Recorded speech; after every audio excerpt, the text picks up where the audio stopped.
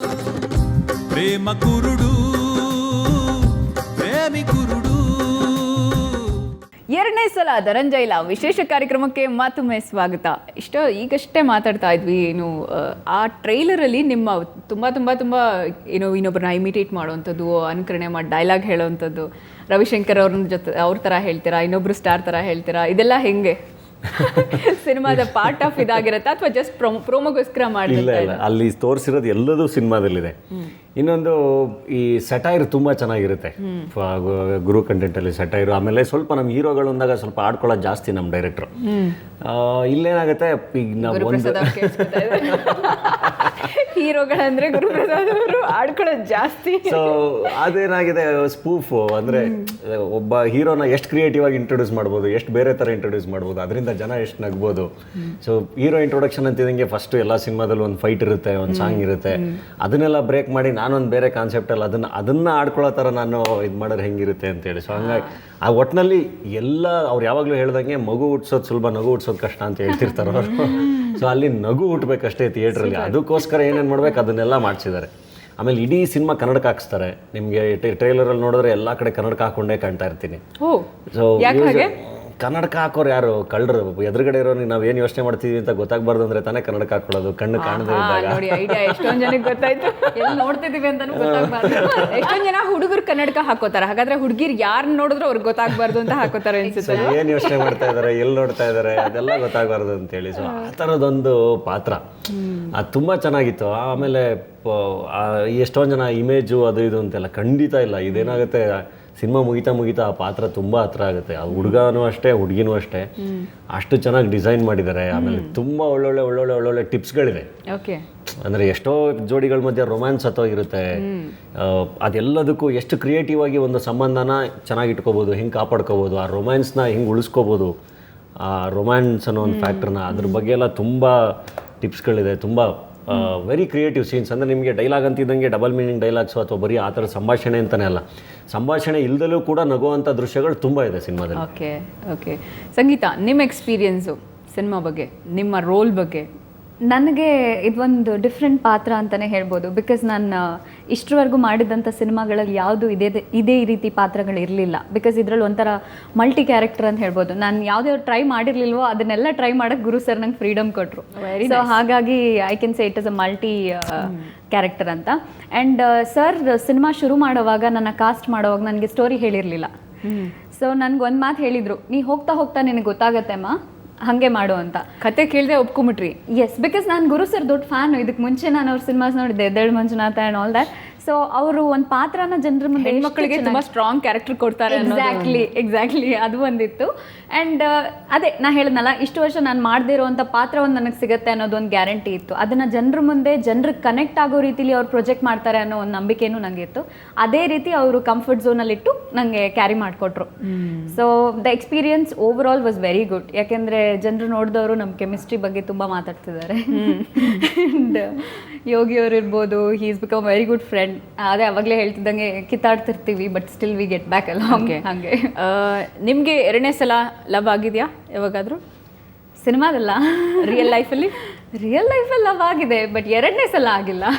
ಮೊದಲನೇ ಸಲ ಹೌದು ಅಂತ ಎಲ್ಲಿ ಹೇಳ್ತಿರೋ ಅಂತ ಇಲ್ಲ, ಮೊದಲನೇ ಸಲ ಸಾಕೊಂಡು ನಿಲ್ಸಿದೀನಿ. ಓಕೆ, ಬಟ್ ಪಾತ್ರದ ಜೊತೆ ಎರಡೆರಡು ಸಲ ಮೂರು ಸಲ ಲವ್ ಆಗ್ತಾ ಇರುತ್ತೆ. That is there. ಸಿನಿಮಾದಲ್ಲಿ ಆಗ್ತಾ ಇರತ್ತೆ, ಅದಕ್ಕೆ ಎರಡನೇ ಸಲ. ಎಕ್ಸಾಕ್ಟ್. ಓಕೆ ಸರ್, ನಿಮ್ಮ ಎಕ್ಸ್ಪೀರಿಯನ್ಸ್, ಇಂಥದ್ದೊಂದು ಸಿನಿಮಾನ ಮಾಡಬೇಕು ಅಂತ ಯಾಕೆ ಅನ್ನಿಸ್ತು? ಇಲ್ಲ, ಕತೆ ಅಂದಾಗ ನಾನು ಸುಮ್ಮನೆ ಪ್ರೊಡ್ಯೂಸ್ ಮಾಡೋ ಮುಂಚೆ ಒಂದು 2-3 ಕತೆ ಕೇಳೋ ಹವ್ಯಾಸ ನನಗೆ. ಸೊ ಗುರುಪ್ರಸಾದ್ ಅವ್ರ ಸಿನಿಮಾ ಅಂದಮೇಲೆ ಒಂದು ನಿರೀಕ್ಷೆ ಅಂತ ಇಟ್ಕೊಂಡೇ ಇರ್ತೀವಿ. ಆಮೇಲೆ is very good writer. Okay, ಅವ್ರ ಹತ್ರ ಹೋಯ್ತು ಒಂದು ಭಂಡಾರನೇ ಸಿಗುತ್ತೆ ಒಂದಿಷ್ಟು ಕತೆಗಳು. ಸೊ ಆ ಕಥೆಯಲ್ಲಿ ಫಸ್ಟ್ ಒಂದು ಬಿಟ್ಟರು, ಇದು 2 ಲೈನ್ ಹೇಳಿದರು. ಹೇಳಿದ ತಕ್ಷಣ ಒಪ್ಕೊಂಡೆ. ಮೊದಲ ಸಲ ಇದೇ ರೀತಿ ಆಯ್ತು ನನಗೆ. ಆ್ಯಕ್ಚುಲಿ ವಿತೌಟ್ ಡೈರೆಕ್ಟರ್ ಅದು ಒಪ್ಕೊಂಡೆ. ಆ್ಯಕ್ಚುಲಿ ನನ್ನ ಪಾರ್ಟ್ನರ್ ಬಂದು ಒಂದು ಲೈನ್ ಹೇಳಿದ್ರು, ಆ ಕತೆ ಇಷ್ಟ ಆಯಿತು. ಇಲ್ಲೂ ಅಷ್ಟೇ, ನಿಮ್ಮ ಕಾನ್ಫಿಡೆನ್ಸೇ ಖುಷಿ ಆಗುತ್ತೆ. ಮೊದಲ ಸಲ ಅದೇ ಕಾನ್ಫಿಡೆನ್ಸ್ ಅಲ್ಲಿ ಒಪ್ಕೊಂಡಿದ್ರಿ, ಈಗ ಎರಡನೇ ಸಲ ಕೂಡ ಅದೇ ಕಾನ್ಫಿಡೆನ್ಸ್ ಅಲ್ಲಿ ಒಪ್ಕೊಂಡಿದ್ದಾರೆ. ಲೈನ್ ಹೇಳಿದ್ರು, ಅದು ಎರಡನೇ ಸಲ ಆಗಿದೆ ಅಷ್ಟೇ. Very nice. ಎರಡನೇ ಸಲ ಧನಂಜಯ್ ಅವ್ರಿಗೆ ಬ್ರೇಕ್ ಕೊಡುತ್ತೆ ಅಂತ ನಾವೆಲ್ಲ ನಿರೀಕ್ಷಿಸೋಣ, ಹಾರೈಸೋಣ. ಆ್ಯಂಡ್ ಈ ಸಿನಿಮಾದ ಮ್ಯೂಸಿಕ್ ಕೂಡ ತುಂಬಾ ಹಿಟ್ ಆಗಿದೆ.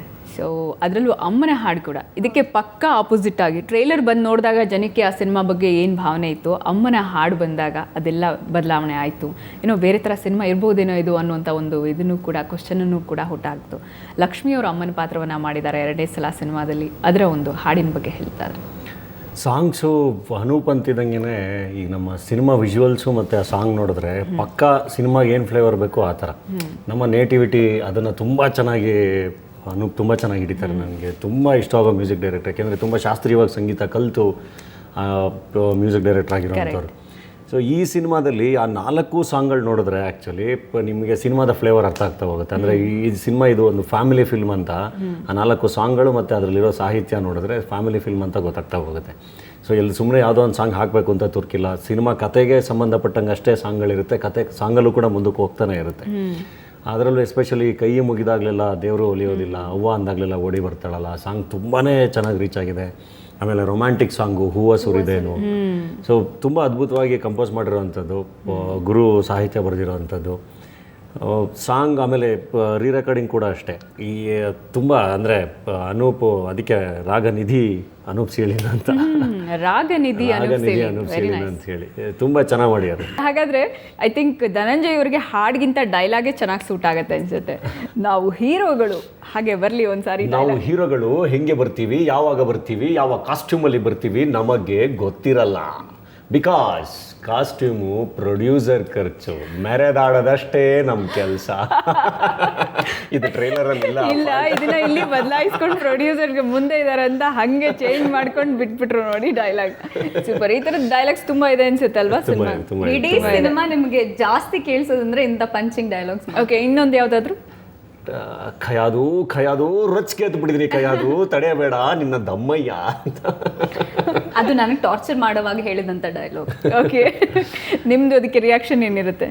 ಅದಕ್ಕೆ ಏನು ಸರ್ ಲವ್ ಮಾಡೋಕ್ಕೂ ಬರಲ್ವಾ ನಿಮಗೆ? ನಾನು ಹೇಳ್ಕೊಡ್ತೀನಿ ರೀ ಅಂತ ನಾನು ಕರ್ಕೊಂಡು ಹೋಗ್ತೀನಿ. ಓಕೆ, ಮತ್ತೆ ರಿಯಾಕ್ಷನ್ ಈ ಕಡೆಯಿಂದ ಇರಲ್ಲ ಏನು? ಇಲ್ಲ, ತುಂಬ ಇದೆ. ನಾನು ಹೇಳಿದ್ನಲ್ಲ, ಅದು ಬರೀ ರಿಯಾಕ್ಷನ್. ಒಂದು ರೊಮ್ಯಾನ್ಸ್ನ ಕ್ರಿಯೇಟಿವ್ ಆಗಿ ಇಟ್ಕೊಳ್ಳೋಕೆ ಏನೇನು ಬೇಕು ಟಿಪ್ಸ್ಗಳು, ಆ ಥರ ತುಂಬ ಸೀನ್ಗಳಿವೆ. ಫಾರ್ ಎಕ್ಸಾಂಪಲ್ ಒಂದು ಸೀನ್ ಹೇಳಬೇಕು ಅಂದರೆ, ಇವರು ಸಂಗೀತ ನಿಮ್ಮ ಅಮ್ಮ ನೋಡಿರೋ ಹುಡುಗಿನ ಮದುವೆ ಆದರೆ ಆ ಹುಡುಗಿ ನಿಮ್ಮನ್ನು ಹೆಂಗೆ ವೆಲ್ಕಮ್ ಮಾಡ್ಕೊತಾಳೆ ಅಂತ ತೋರಿಸ್ತೀನಿ ಅಂದ್ಬಿಟ್ಟು, ಅದಾದಮೇಲೆ ನನ್ನನ್ನು ಮದುವೆ ಆದರೆ ನನ್ನನ್ನು ಹೆಂಗೆ ವೆಲ್ಕಮ್ ನಾನು ನಿಮ್ಮನ್ನು ಹೆಂಗೆ ವೆಲ್ಕಮ್ ಮಾಡ್ಕೊತೀನಿ ಅಂತ ಇಡೀ ವಾರದಲ್ಲಿ ಪ್ರತಿದಿನ ಟ್ರಾಫಿಕಲ್ಲಿ ಎಲ್ಲ ಸೋತು ಮನೆಗೆ ಬಂದಾಗ ಹೆಂಗೆ ವೆಲ್ಕಮ್ ಮಾಡ್ಬೋದು ಅನ್ನೋ ಥರದ್ದು ಕ್ರಿಯೇಟಿವ್ ಸೀನ್ಗಳು. ಮಲ್ಟಿ ಕ್ಯಾರೆಕ್ಟರ್ ಅಂತ ತುಂಬಾ ಫ್ರೀಡಮ್ ಇತ್ತು, ಏನ್ ಬೇಕಂದ್ರೂ ಪರ್ಫಾರ್ಮ್ ಮಾಡ್ಬೋದು. ಒಂದು ಚಿತ್ರ ಹಲವಾರು ಕಥೆಗಳು ಇದರಲ್ಲಿ ಸೇರ್ಕೊಂಡಿವೆ ಅಂತ ನಿಮ್ಗೆ ಅನಿಸ್ತಾ ಇರ್ಬೋದು. ಹಲವಾರು ಮುಖಗಳನ್ನು ನಾವು ನೋಡ್ತಾ ಇದ್ದೀವಲ್ಲ, ಇದು ಯಾವುದ್ರ ಬಗ್ಗೆ ಇರಬೇಕು ಸಿನಿಮಾ ಅನ್ನೋಂಥದ್ದು ಇನ್ನೂ ಆ ಕನ್ಫ್ಯೂಷನ್ ಹಾಗೆ ಇದೆಲ್ಲ. ಅದನ್ನು ಕ್ಲಿಯರ್ ಮಾಡ್ತೀವಿ. ಬಟ್ ಅದಕ್ಕೆ ಮುಂಚೆ ಒಂದು ಶಾರ್ಟ್ ಬ್ರೇಕ್ ತೊಗೊಳ್ಳೋಣಲ್ಲ? ಎಸ್, ಕಾರ್ಯಕ್ರಮದಲ್ಲಿ ಒಂದು ಶಾರ್ಟ್ ಬ್ರೇಕ್. ಪ್ರೇಮ ಕುರುಡು